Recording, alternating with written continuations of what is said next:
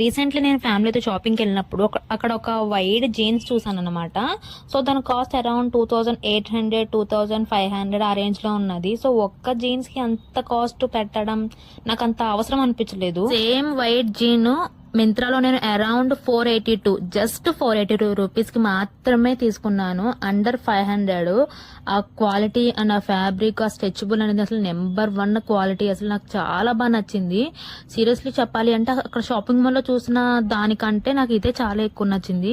And దీంతో పాటు నేను షోల్డర్ స్లీవ్ టీ షర్ట్ కూడా తీసుకున్నా. దీని కాస్ట్ అయితే అసలు మీరైతే షాక్ అయిపోతారు. Just 151 rupees with shipping. ఆ వైట్ జీన్స్ అయినా ఈ టీ షర్ట్, ఈ రెండు కూడా నాకు చాలా బడ్జెట్ లోనే వచ్చేసాయి.